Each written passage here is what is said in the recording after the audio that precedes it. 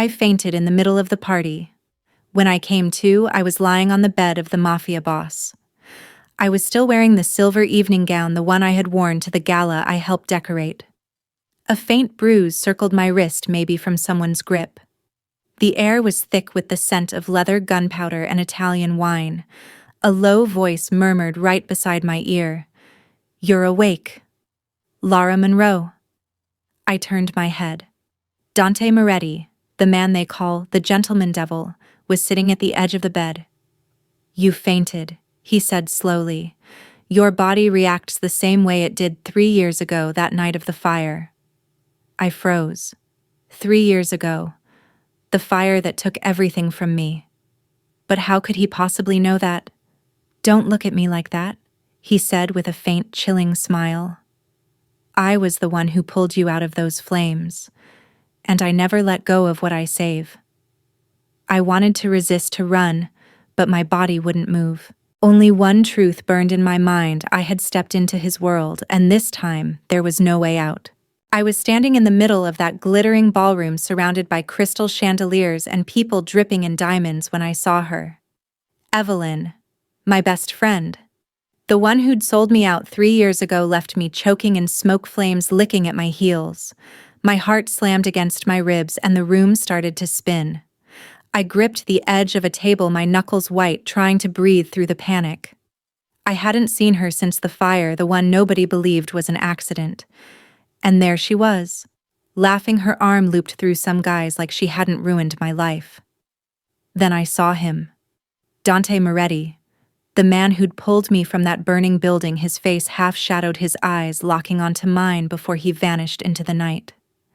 Now he was here, standing beside her, his presence like a storm cloud in that sparkling room.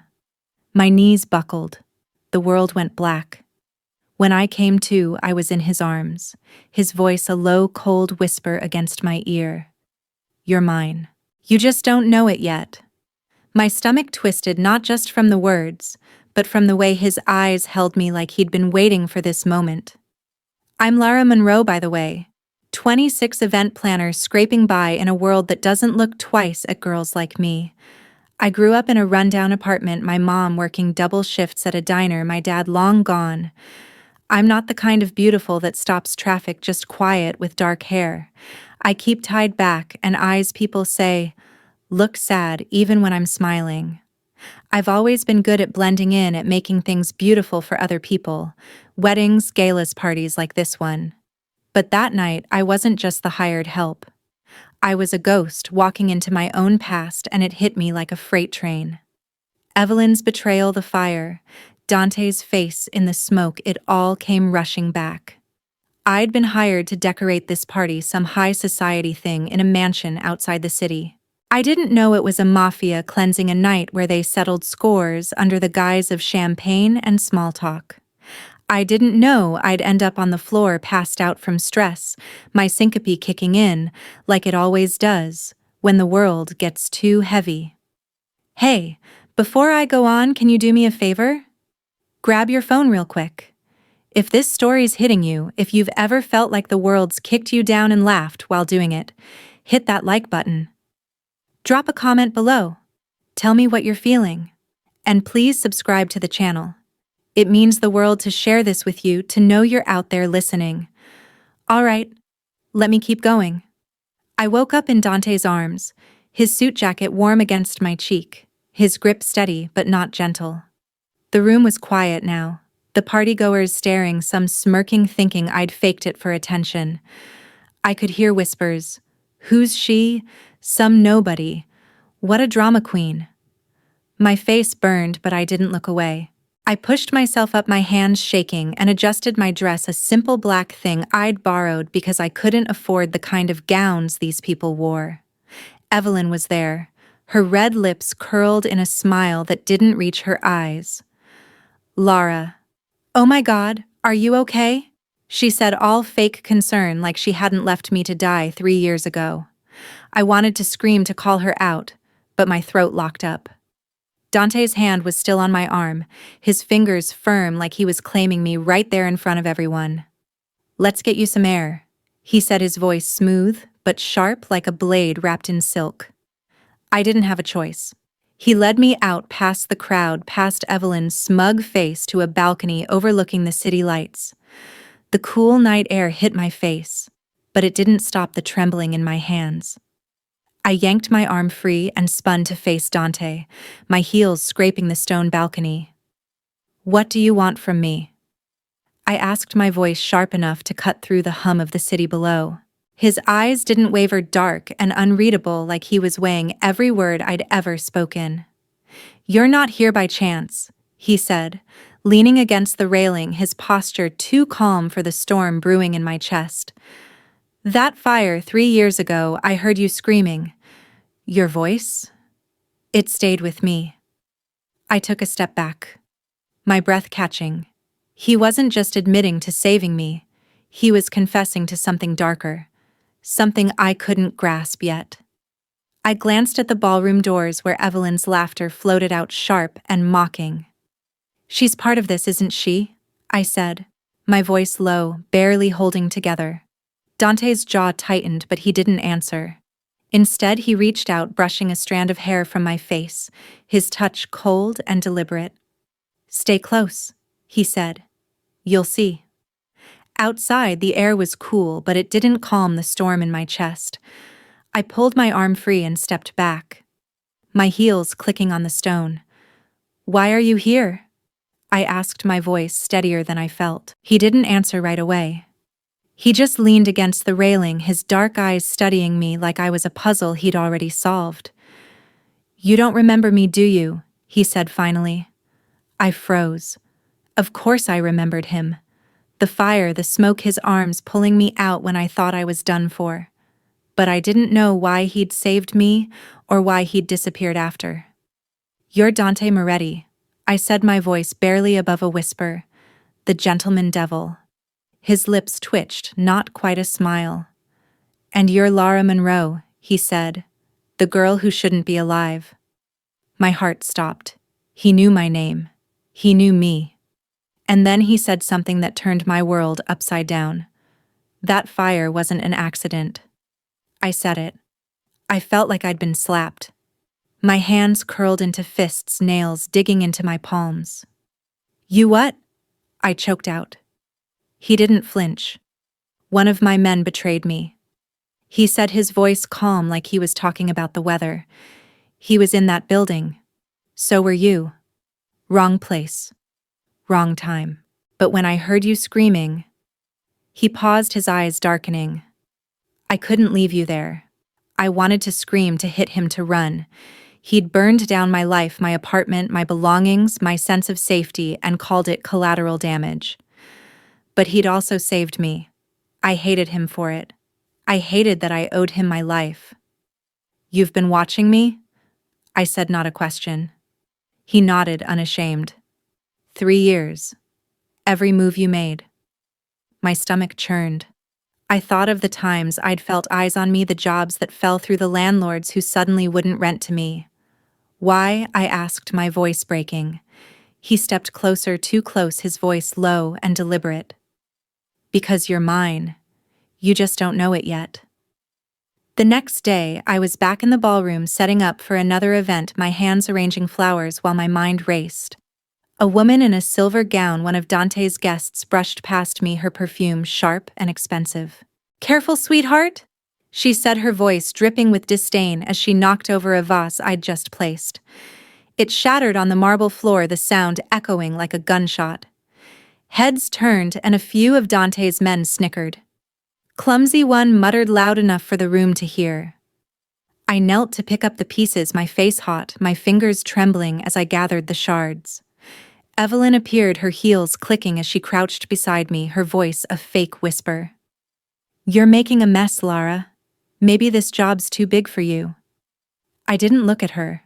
I just kept cleaning the glass, cutting into my palm, a thin line of blood mixing with the water on the floor. When I stood, I caught Dante watching from across the room, his face unreadable. I held his gaze for a moment, then turned away, wiping my hand on my dress, leaving a red smear. I didn't sleep that night. I went back to my tiny apartment, locked the door, and sat on the edge of my bed staring at the wall. My head was spinning. Dante Moretti, the mafia boss who ran half the city's underworld, had been tracking me like prey. And Evelyn, she'd known. She'd been there that night in the building screaming for help just like me. But she'd gotten out first, left me behind, and somehow ended up on his arm. I didn't know what was worse, her betrayal or his obsession. The next morning, a black car was waiting outside my building. A man in a suit. Vincent Dante's right hand handed me a note. "You're moving," he said, no room for argument. The note was simple. "Pack your things. You work for me now. Villa Moretti." My hands shook as I read it. The villa. The same place that had burned 3 years ago, rebuilt from the ashes. I wanted to say no to run, but I knew better. You don't say no to Dante Moretti. The villa was massive, all stone and glass, like a castle risen from a graveyard. I stood in the driveway, my duffel bag slung over my shoulder, feeling like I was walking into a trap. Vincent led me inside, his eyes cold, sizing me up like I was a threat. "Don't get comfortable," he said.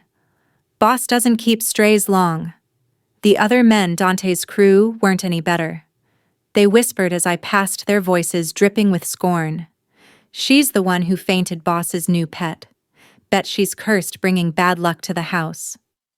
I kept my head down, my jaw tight, focusing on the job they'd given me, decorating the villa for some big meeting. But every room felt haunted. The air smelled faintly of smoke, like the fire had never really left. I caught myself touching the walls, half expecting them to be warm. That's when Evelyn showed up, all smiles and fake hugs. "Lara, you're doing so well," she said, her voice syrupy. "Let me help you pick out some flowers." I wanted to shove her away, but I didn't. I just nodded, my hands steady as I arranged vases, letting her think she'd won. I was in the villa's dining hall a few days later, setting out crystal glasses for a dinner, when one of Dante's men, a guy with a scar across his cheek, grabbed my wrist. "You don't belong here," he said, his breath hot with whiskey. "You're just a toy for the boss to play with." I froze, my pulse hammering, but I didn't pull away. I looked him dead in the eyes, my voice low. "Let go, or you'll regret it." He laughed, but there was a flicker of uncertainty in his eyes. He dropped my wrist, muttering something about knowing my place. The others in the room watched, waiting for me to break, but I didn't. I went back to the glasses, my hands steady, arranging them like nothing had happened. Later, I found a note slipped under my door. "Be careful who you challenge." It wasn't signed, but I knew it was Evelyn's handwriting.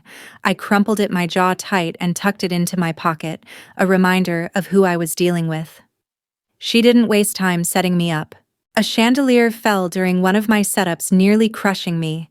A guest list I'd prepared went missing, and I got chewed out in front of everyone. Each time Evelyn was there, her eyes gleaming with fake sympathy. "Oh, Lara, you've got to be more careful," she'd say loud enough for the others to hear. The men laughed. Vincent just watched, his hand always on his gun. I kept working, kept my mouth shut, but every night I lay awake, my heart pounding, wondering how long I could survive this. Then one night, I couldn't take it. I slipped out of my room, down the dark halls, looking for a way out. I didn't get far. Vincent caught me by the back door, his grip like iron. He threw a photo on the table, a grainy shot of me in the fire, covered in soot, my eyes wide with terror. "You know who died that night?" he said, his voice low and venomous. "Boss's brother. Because of you." I stared at the photo, my throat closing. Dante appeared behind him, silent, his face unreadable. Evelyn was there too, clinging to his arm, her eyes daring me to speak. I didn't. I just turned and walked back to my room, my hands shaking so bad I could barely open the door. The next morning, I was back in the villa's kitchen arranging trays for a meeting when I overheard two of Dante's men talking. "She's bad luck," one said, his voice low, but not low enough. "Ever since she showed up, things go wrong, shipments late, deals falling through." I kept my head down, slicing fruit for the trays, but my hands slowed. The other guy laughed. "Maybe she's a witch. Boss should burn her like he did that traitor." I gripped the knife tighter, the blade catching the light. I didn't say a word, just kept slicing, but when I set the tray down, I let the knife clatter onto it loud enough to make them jump. They shut up their eyes, darting to me, then away. I walked out, my heart pounding, but my steps steady. That night, I found a burned matchstick on my pillow. No note, just the match. Its blackened tip, a silent threat. I picked it up, twirled it between my fingers, and tossed it in the trash, my jaw set. I didn't sleep after that. Vincent's words kept echoing, boss's brother. It didn't make sense. I'd been in that fire. I'd almost died. How was it my fault? I started noticing things, details that didn't add up. The way Evelyn flinched when certain names were mentioned. The way Dante's men avoided one wing of the villa like it was off limits. One night when everyone was asleep, I slipped into that wing. The air was colder there, the walls rougher, like they hadn't been fully rebuilt. I found a hidden door behind a tapestry leading to a basement. My hands were clammy as I pushed it open. Inside there was a box, old and singed, with a photo taped to the lid. It wasn't Dante's brother. It was a woman, her face soft. Her eyes like Evelyn's, but kinder. On the back in faded ink, Clara, 2018. My heart stopped. Clara. Evelyn's girlfriend. The one she told me had left her, moved across the country. Not dead. Not Dante's brother. I dug deeper, found letters, receipts, a burner phone. It was all there. Evelyn had set the fire. She'd betrayed Dante, pinned it on me, and let Clara take the fall. I was shaking as I carried the box back to my room, hiding it under my bed. The next day, I kept my routine, arranging flowers, setting tables, but my eyes were on Evelyn. She was in the garden laughing with one of Dante's men, her hand on his arm like she owned him. I watched her from the window, my fingers tightening around a vase until the glass creaked. She caught my eye and waved her smile sharp enough to cut. I didn't wave back. Instead, I turned away, my mind racing. I needed to get to Dante, but not yet. I needed more, something solid, something he couldn't ignore. That night, I slipped into his office, my hands steady as I rifled through his desk. I found a ledger, names and dates, and there it was. Clara's name crossed out with Evelyn's initials next to it. My breath caught. I tucked the ledger under my shirt and slipped out, my heart hammering so loud I thought the guards would hear it. I didn't think. I just grabbed the evidence and ran to the study where I knew Dante would be. He was there alone, a glass of whiskey in his hand. "You need to see this," I said, my voice shaking but firm. I laid it all out, the photo, the letters, the phone, the ledger. His face didn't change, but his eyes went dark like a storm brewing. "If you're right," he said, his voice low, "I've trusted the wrong person all this time." I didn't back down. "I'd rather burn again than live in your lies," I said. I didn't see it coming, the explosion. The room shook, glass shattered, and the world went red. I hit the floor, my ears ringing, my vision blurring. Evelyn. She'd known I was close. She'd rigged the room. I don't know how I survived, but when I opened my eyes, I was outside, Dante's arms around me again, his face streaked with ash. "Stay with me," he whispered, his voice breaking for the first time. I wanted to hate him, but I couldn't. Not then. I woke up in a hospital bed, not the white room I'd expected, but a sterile, beeping place that smelled of antiseptic. My side ached, shrapnel wounds bandaged tight, but what hurt more was the look on Dante's face when he came in. He stood by the door, his hands in his pockets, his eyes avoiding mine. "You almost died," he said, his voice rough like he'd been shouting or crying or both. I didn't answer. I just stared at the ceiling, my fingers tracing the edge of the bandage. A nurse came in, her eyes darting between us, and handed me a tray of food I didn't touch. When she left, Dante stepped closer, his shadow falling over me. "You think I wanted this?" he said. I looked at him, then my voice steady. "You wanted me to be yours. This is what that costs." He flinched just barely, but I saw it. He left without another word, and I lay there, the beeping of the machines louder than my thoughts, wondering if I'd ever be free of him. They locked me in a white room after that. No windows, just a bed and a camera in the corner watching me. I was half-conscious for days, my body aching, my mind foggy. Vincent came in once, his face twisted with disgust. "Boss says you make him lose control," he said. "That's a sin he can't forgive." I tried to explain about Evelyn the fire, Clara, but he didn't listen. When Dante finally came, he didn't look at me like a savior anymore. He looked like a man drowning. "I don't need the truth," he said, his voice flat. "I just need you to stay." I laughed, bitter and raw. "You don't love me," I said. "You love owning me." He didn't answer. He just left the door locking behind him.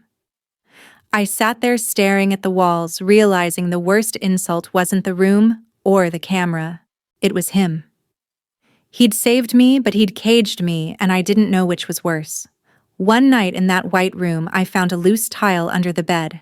My fingers pried it up, revealing a small, dusty notebook hidden beneath. It was Clara's, her handwriting shaky but clear, detailing how Evelyn had manipulated her, used her to get close to Dante's inner circle. My hands trembled as I read the words, blurring through tears I didn't know I was shedding. Clara had loved Evelyn, trusted her, and died for it. I closed the notebook, my jaw tight, and hid it back under the tile. The next day, I asked Vincent for a glass of water, my voice soft, my eyes down. When he left to get it, I slipped a page from the notebook into my sleeve. I didn't know how I'd use it yet, but it felt like a weapon, small and sharp, waiting for the right moment. I caught my reflection in the camera's lens and didn't recognize the woman staring back, harder, colder, but still me. I stopped fighting after that. Not because I gave up, but because I got smart. They thought I was broken, so I let them. I played the part, quiet, obedient, head down. But every night I studied the villa, the cameras, the guards, the computers in Dante's office. I'd always been good with tech, a skill I'd picked up fixing my mom's old laptop when we couldn't afford a new one. One night I got into the security system. It wasn't easy. My hands were sweating, my heart pounding, but I found it. A recording. Evelyn's voice, clear as day, confessing to Clara's murder, to setting the fire, to framing me. I didn't hesitate. I sent it to every name in Dante's contact list, his counsel, his allies, his enemies. The villa went quiet the next day. Too quiet. Evelyn was gone by morning, her name a curse on everyone's lips. Vincent found me, his eyes wide, almost respectful. "You're not what I thought," he said. He offered me a way out, a car, cash, a new name. I shook my head. "I'm not running," I said. I went back to the villa, to Dante. He was in the study, staring at the same whiskey glass, now empty. "You did this?" he said, not looking up. "You burned it all down."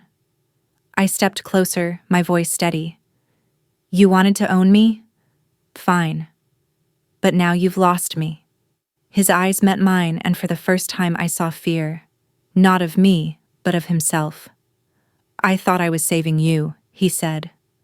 I didn't answer. I just walked out, my bag over my shoulder, my head high. I didn't look back. But the story wasn't over. They came for me a week later. Dante's men, his counsel, dragging me into a warehouse, accusing me of his murder. They said he'd been shot at a meeting, said my name was on the bullet. Vincent was there, his face pale. "Boss set it up," he admitted, his voice low. "He wanted to test you." I laughed, the sound wild, broken. "So I loved a monster," I said. "They sentenced me to die and I let them. I was done fighting their games. In that warehouse, they made me kneel, the concrete cold against my knees. One of the council members, a man with a gold watch and a sneer, read out my crimes like a grocery list. Betrayer, liar, murderer. Each word was a slap, but I kept my eyes on the floor, counting the cracks in the cement. Then I heard it, a faint click, like a lighter being struck. I looked up, and the man with the watch was holding a cigarette, the flame flickering as he lit it. "Any last words?" he asked, blowing smoke in my face. I coughed, my eyes watering, but I didn't speak. Instead, I reached into my pocket, pulled out Clara's crumpled notebook page, and held it up. Read this, I said, my voice steady. He snatched it, his face twisting as he scanned the words. The room went silent, the air thick with tension. He dropped the cigarette, the ember hissing on the floor, and for the first time I saw doubt in their eyes. The night of the execution, I stood in a clearing, my hands tied, waiting for the end. But Dante came. He moved like a shadow, silent, deadly, cutting through his own men like they were nothing. Blood stained the ground, and when he reached me, his hands were shaking. I had to know, he said, cutting my ropes. I had to know you'd choose me. I looked at him, his face lit by moonlight, and saw the truth. He wasn't a devil. He was a man who'd lost everything to his own fear. You're the one who should burn, I said, but my voice was soft, not cruel. We ran. Together. Left the city, the villa, the empire. I was hurt. Shrapnel from the explosion had torn through my side, and I was bleeding bad. He carried me, his hands slick with my blood, his voice breaking. If you die, I'll follow, he said. I touched his face, my fingers weak. No, I whispered. You'll live, but not as a devil. We ended up in a small town in Italy, hidden away, living like ghosts. No villa, no power, just us. I healed slowly my scars, a map of everything we'd survived. For a while it felt like enough. Just him, me, the quiet. But one night I woke to the sound of glass breaking. I slipped out of bed, my bare feet cold on the floor, and found Dante in the kitchen, a shattered bottle at his feet, his hands clenched. They're closer than I thought, he said, his voice rough. I didn't ask who. I knew. I grabbed a broom, started sweeping the glass. My movements calm but deliberate. We'll handle it, I said, meeting his eyes. He nodded, but there was something new in his gaze. Trust, not possession. We sat up all night, planning, our voices low, the weight of our past heavy but shared. For the first time, I felt like his partner, not his prize. But the past doesn't stay buried. Vincent found us one night, his face grim. They know where you are, he said. They're coming. I knew what I had to do. I went back to the villa alone. It was crumbling now, half ruined, the air thick with ash.